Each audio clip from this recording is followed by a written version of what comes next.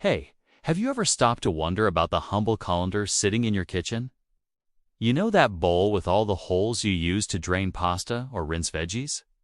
Well, buckle up, because today we are diving deep into a story that is way more fascinating than you had expect. Like, do you know this kitchen MVP has been around for thousands of years?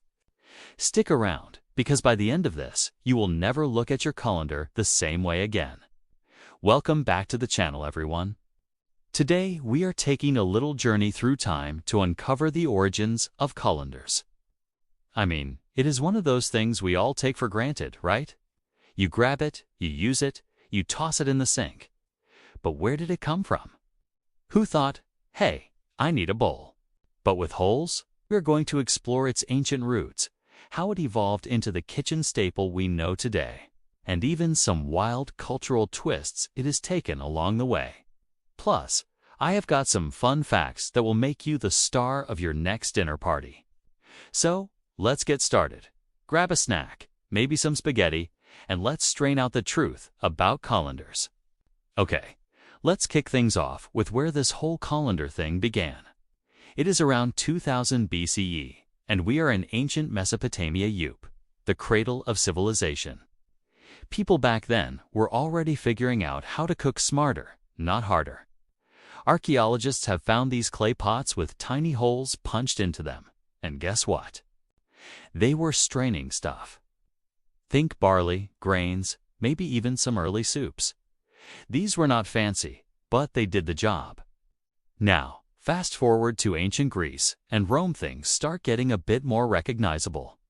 The Greeks had this tool called a koskanon, which was like a sieve, but bigger, used for everything from draining olives to sifting flour. The Romans, they took it up a notch with bronze colanders, fancy, right?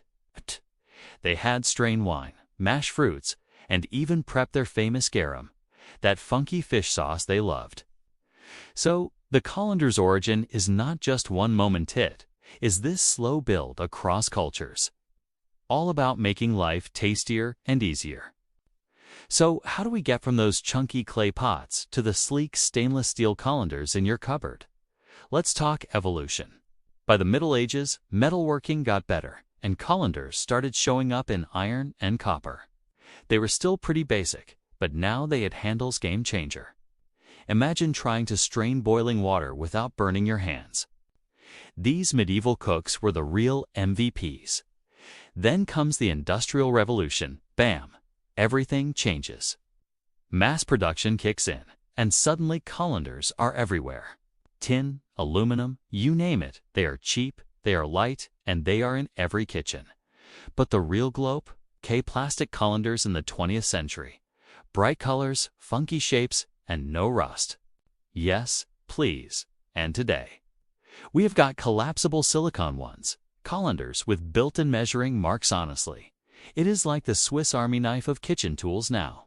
Okay, here is where it gets juicy. Colanders are not just tools. They have got cultural clout. In Italy, for instance, the colander is practically sacred. Pasta's a religion there, and straining it just right, that is an art form. You mess that up, and Nana's giving you the side eye. It is a symbol of family, tradition, and good food. But wait, it gets weirder. Ever heard of the Church of the Flying Spaghetti Monster? Yep, it is a real thing, satirical religion where colanders are holy headgear. Followers wear them in driver's license photos to protest religious rules. It is wild, it is hilarious, and it shows how this simple tool can stir up big conversations. From kitchens to courtrooms, the colanders got range. All right, let us sprinkle in some fun facts, because who does not love a good did you know? First off, the word colander comes from the Latin colare, meaning to strain.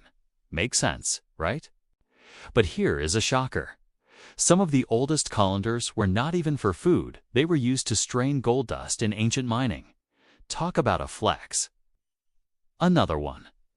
During World War II, metal shortages meant people got creative. Some made colanders out of old tin cans. Resourceful and a little punk rock, if you ask me. Oh. And here is a weird one. There is a colander-shaped building in Poland called the Strainer House.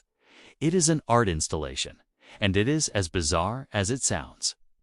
This thing has got more lives than a cat. So, what is the takeaway? The Colander's not just a kitchen gadget, it is a survivor. From ancient Mesopotamia to your spaghetti night, it has been quietly shaping how we eat and live for millennia. It has evolved, it has adapted, and somehow it has even become a cultural icon.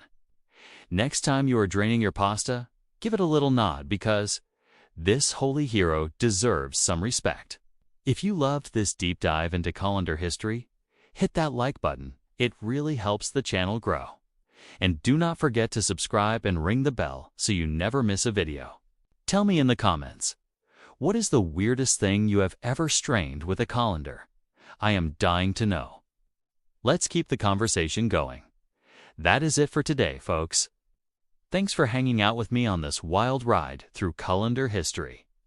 Catch you in the next one. Until then, keep cooking, keep straining, and keep being awesome. See ya.